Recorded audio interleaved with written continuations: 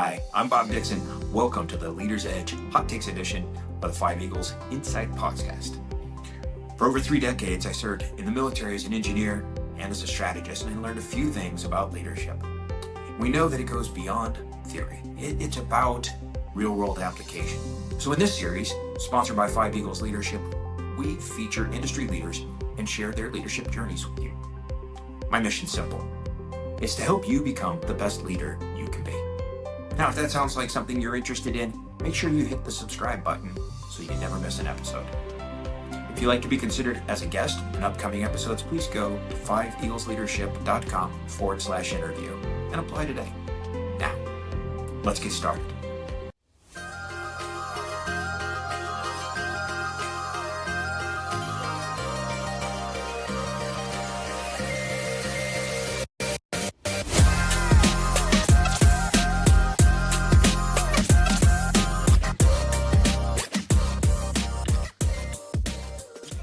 Welcome back to the Leader's Edge podcast. I'm Marisa McClure, and joining me today is Yosh Rozen from Mexico City, Mexico. And Yosh is the co-founder and CEO of Part Runner. Welcome, Yosh. Happy to have you here today. Yeah, hey Marissa, thanks for having me. Excited to be a part of your podcast. Great. Well, let's go ahead and dive right into some questions because I want everyone to get a chance to hear about your business. So to get us started, give us about a 90-second overview of your business and why you got into it. Yeah, so in short, Part Runner is a logistics marketplace focused in the big and bulky sector. What we do, in a sense similar to Uber, we don't own any vehicles or have any drivers as employees. We third party all of our network. And the network is comprised of owner-operators and small fleet providers, essentially truckers that have anywhere between 1 to 10 vehicles. And we connect this, we have now thousands of truckers in our platform. We connect them to mid-market and enterprise companies to do middle mile and last mile logistics. So think the Amazons and the Walmarts and the Mercado Libres of the world. Those are the companies that are connecting to our trucker capacity, and we're essentially helping them move their product day in and day out. That sounds like a pretty big operation. How did you get into this type of work? Funny enough, it started in Boston several years ago. I met my two co-founders, Tarun Aleti and Dan Leichman, back when we were actually in college. I was in my master's at Northeastern University in Boston. Okay. And at the time, and to be kind of quick on this, but we wanted to introduce an on-demand delivery service for construction suppliers. And that's why the big and bulky and the truck component. Fast forward, we started growing in the Boston region in the northeast of the US, expanded in early 2022 to Mexico. And well, funny enough, and sometimes in this kind of journey, you see things that are unexpected, and the Mexico market started growing at a faster rate than the United States. And we saw a bigger market opportunity, less competition, and we decided to double down in Mexico. Hence, actually, as of last September, I moved down here after being 11 years in Boston. Yeah. That's a big change in climate from Boston to Mexico. 100%, yeah. Okay. It's the first time in 11 years that I have a 70-degree weather in January. I know. Yeah. I'm in Florida, so I'm pretty close probably to similar climate at least. We've had a couple cold snaps, but never what they deal with in the Northeast. So yeah, I'm sure it's an adjustment for you. Hopefully a good one. Yeah, definitely. It has been. Okay, so what would you say is the biggest problem in your industry, and how are you solving that for yourself and for your clients? Yeah, so as of right now, most enterprise companies that we work with, and again, whether it's in retail, electronic, consumer goods, you name it, they third party most of their logistics. So, and they third party their logistics with small fleet owners. Whether they're owner-operators, meaning there's one truck and a driver, or a small fleet that has maybe 3-4 vehicles. And that's essentially the status quo in this space, and that's how logistics happens, whether you're in the US, right now that I'm in Mexico, if you go to Latam, if you go to Europe, etc. It's most of logistics is moved by these third-party providers. Now, when a big enterprise works with a small provider, there's a few components that this smaller fleets can't provide that we can, right? And that's essentially the big differentiators and why we're right now winning, right? And why we're growing as a startup. One of them is essentially not being tech driven, right? Not having like route visibility and live tracking and things of that line that essentially the Ubers of the world brought into the table. I think the other component is the support, right? The support functions of a 24/7 operational control tower, essentially, that we offer to customers that a lot of these smaller providers can't do, right? And others being also not knowing the big and bulky space. And this means essentially the big and bulky space refers to everything that has to do with like 1-ton trucks and above, palletized goods, mechanical support, and things of that line that, you know, many fleet providers that maybe focus more on the small tier parcel delivery don't have too much experience on, right? So as a marketplace focused in the big and bulky, we're able to provide a vast network of truckers. We know the space. We offer lifetime tracking, visibility on routes, proof of deliveries, and then this whole like support system that currently the status quo can't support. And that's essentially why we're in the market and why we have this bold vision to be the largest logistics marketplace in Latam and beyond, right? Starting with Mexico, but eventually we do foresee expanding into other places in Latin America and beyond. Great, yeah. Well, I was in the Navy, so I'm pretty familiar with big and bulky logistics. We had to move a lot of big parts and pieces for sure. So yeah, that's really interesting. Okay, so who is your ideal client, and what are some of the major outcomes they can expect from working with you? And you touched on it a little bit, talking about this customer service, but I think the ideal customer for us is customers that have a multi-region, like multi-market presence, right? They have multiple distribution centers. They currently move hundreds, if not thousands of products per week. They are currently working with third-party solutions. It's not something that they're not aware of, but they're working, like I mentioned, with these smaller fleets. And if they have those components, naturally they'll have last mile needs, which is deliveries to the end customer, middle mile, which is, like warehouse distribution between one warehouse and another. And those type of customers tend to be the best for us, right? So whether it's, again, as I mentioned, in retail, consumer goods, electronics, you name it, right? I think we work with over 4 or 5 different industries. And if they have these components, they'll be a good customer. Now, what they can expect from us is, number one is, service and support. We mentioned that PartRunner is we talk about internally that we're a tech-enabled business, right? We prioritize service, strong fulfillment rates. We have a vast network of vehicles, so you can have everything on a smaller tier vehicle like sedans and SUVs to 1-ton trucks, 14, 20, 24, 26-foot trucks. Even now, like, we're increasing capacities to trailers and so forth. So a vast network of options, presence in the major markets across Mexico, support 24/7, and also the flexibility of really working with a vehicle that our customer needs.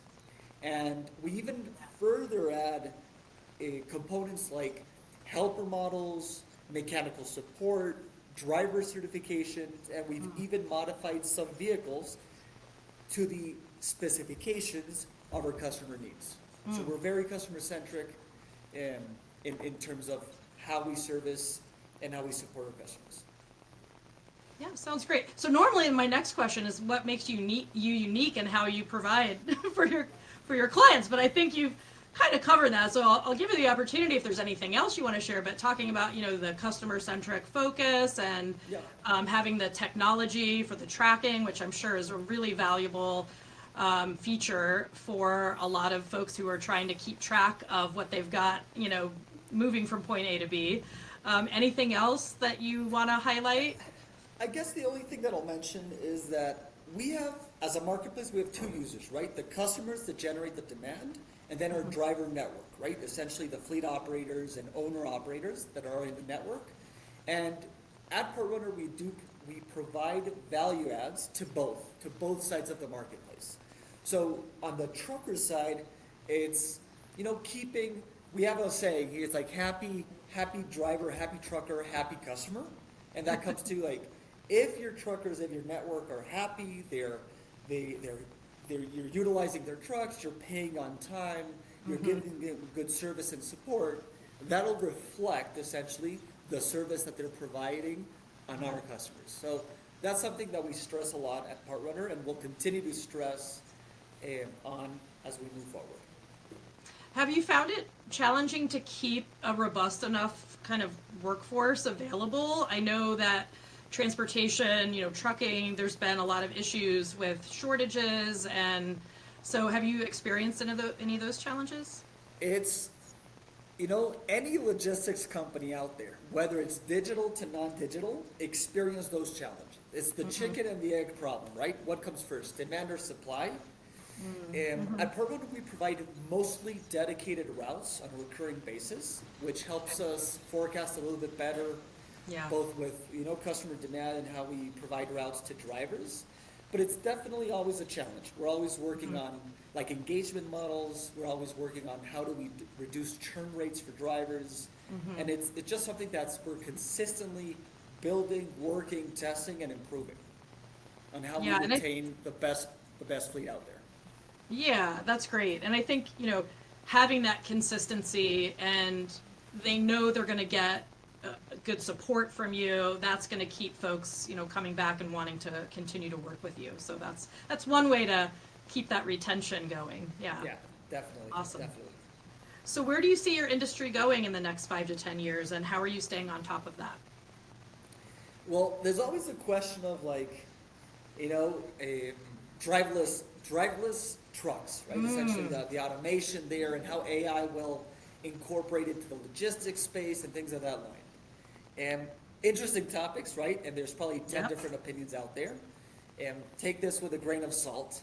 I do think when it comes to like the automation of the driveless truck, essentially, I think that's where we're far beyond. Like it's still gonna happen and maybe it'll happen, right? But 10 plus years, and there's a lot of things that first have to tackle into the consumer retail market, right? First, we need to get to like the robo-taxis of the world and normalize that up until we really start getting into that world, just because of the components and the variables needed and the moving pieces that trucking and logistics require.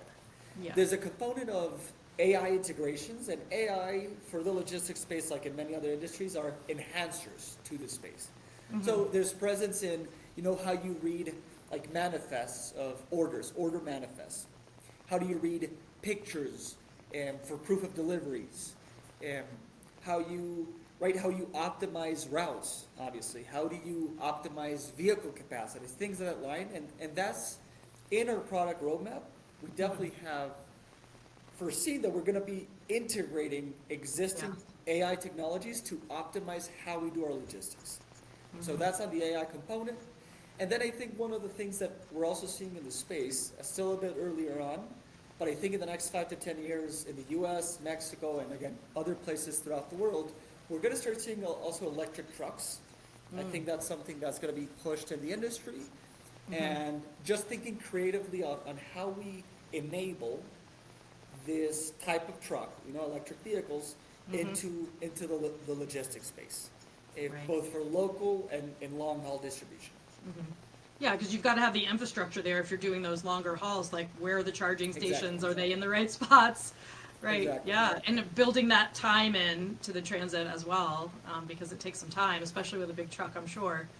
Yeah. And it's funny because I do a lot of these podcasts, and regardless of the industry the guest comes from, whenever I ask the question about the next 5 to 10 years, AI inevitably comes up in the conversation. So I think that's pretty standard that we're kind of figuring out how that's going to fit into a lot of different spaces. Yeah, Yeah. 100%. Okay. So what would you say, it's a little bit more of a personal kind of question, what would you say is the biggest failure or challenge that you've faced thus far in your life, and how has that helped shape the way you do business? Well, I think, I've had a saying since I was like 16, 17, which goes, make from your failures the stepping stones to your successes. And I think that's like the core of every founder entrepreneur out there. You have to treat failure as part of the process. And if you fail, it is okay to fail. You need to normalize failing, because from failing, there's a lot of learning lessons that come from it. And some of those failures can be on an economic sense, right? And some failures can cost from $1,000 to $500,000 to tens of millions of dollars.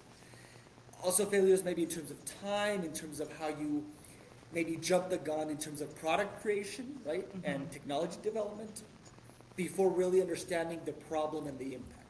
So, like throughout my journey, I've dealt with failure on all sorts of the definition, right? In terms of maybe like early hires or, product development that was too early developed and really not understanding the impact of it. But how fast you can learn, right, is part of like that learning curve. Learning curve always happens, right? And it's like, it can take years to months to days. And I think part of like, and we just talked about a little bit of AI and things of that line, but anything that is either people, mentors, advisors to technology like AI that can fast pace those learning curves and make that learning lesson from the failure faster can help you optimize your processes better in all regards of the company, whether it's sales, whether it's finance, whether it's operations, etc. So essentially that's what I try to, talk with the team day in and day out in rapid testing and, measure and use data to really come to a proper decision, right? On trying to make it the most objective that you can and then taking a call with your best judgment after. Yeah. Yeah, I love that. I come from a military background, like I mentioned. And so, I tons of failures and mistakes. And I think what I always tried to tell myself was, okay, first we need to acknowledge that we made the mistake. Then we need to take responsibility and accountability for it. And then, use it as a lesson learned. Now, I try not to make the same mistake more than once. Right. But know that you're going to make more mistakes, because we're 100%. human and that's how life works. And that's normal. It's exactly. normal. Yeah, exactly. So I love that, and I love that you lead your team that way and tell them that you're going to make mistakes, and so they don't feel like they're working in a zero defect environment, and 100%. then they're nervous, and and so that's a great way to build the team. Yeah. Awesome. Definitely. I saw another quote from your LinkedIn, and I think kind of fits with what you were just saying, and maybe it's a one that you don't use as much anymore, but it was, if I don't know it, I can learn it. If I know it, I can improve it. So that's a good one too. That was a quote that I learned from my brother, actually. I was still in college. He's a little bit older than me. And he talked to me about it once, and I was like, this is amazing. And he lives by it. Then I started kind of living by it too, in a sense of like continuous improvement. I come from an industrial engineer background. I'm a Black Belt, Six Sigma certified. I've always liked that practice, right? Lean, Six Sigma, continuous improvement. I think at the end of the day, it comes down to, I think, like your growth mindset and your attitude. And I think those are the two things that no matter the situation that you're in, and no matter the cards that you dealt with in life, I think you can always have this kind of growth mindset to continue improving upon your situation.